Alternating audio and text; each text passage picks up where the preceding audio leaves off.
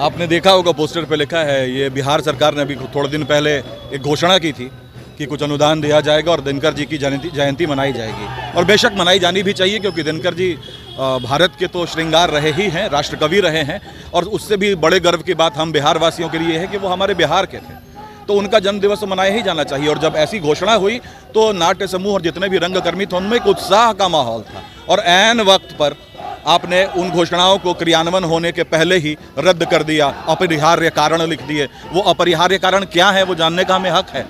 हमने रिहर्सल में समय गंवाया है, धन गंवाया है, उसकी क्षतिपूर्ति कौन करेगा? बीच मझधार में छोड़ने जैसी बात है।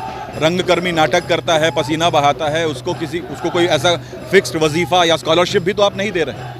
जब ऐसे महोत्सव होते हैं, ऐसे उत्सव होते हैं, किसी महान कवि का जन्मदिवस मनाया जाता है, उनकी कृतियों को हम मंचन करके प्रस्तुत कर रहे हैं, तो इससे साहित्य का ही नहीं संस्कृति का भी संवर्धन होता है।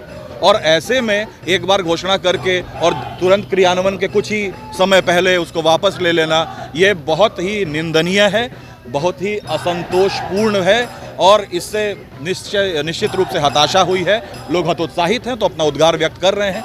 हमें अनुदान तो नहीं मिल रहा है, लेकिन हम क्या विरोध करने से भी चूक जाएं? विरोध करना तो लोकतंत्र में हमारा अधिकार है, हम वही इस्तेमाल कर रहे हैं। हम बस ये बात अंडरलाइन करना चाहते हैं, दिखाना चाहते हैं कि जो हुआ है वो सही नहीं है। अगर ये जो फैसला इन्होंने लिया है कि अब कोई फंड नहीं आएगा, कोई अनुदान नहीं आएगा, तो फिर कैसे होगा? हम तो जितने भी समूह उन्होंने काफ़ी खर्च कर दिया है, हम अपना नाटक तो करेंगे ही। इसके पहले जो सचिव थी हरजोत कौर, उनके समय में ये बड़ी अच्छी चीज़ें शुरू हुई थी और एक अजीब उत्साह का माहौल था। लेकिन उनका विभाग परिवर्तित होते ही फिर से चीज़ें वहीं शून्य पर आकर लटकी हुई नज़र आ रही हैं। तो हम आगे भी ये विरोध जारी रखेंगे और ये मांग करते रहेंगे कि नहीं, इसको वापस लिया जाए। और नाटक जो कि हमने रिहर्सल किया है उसका तो हम प्रस्तुति उसकी करेंगे ही, क्योंकि वो हमारा हक है और दर्शकों का भी हक है कि उनको वो चीज़ अच्छी दिखाई जाए। डॉक्टर कुमार विमलेंदु सिंह।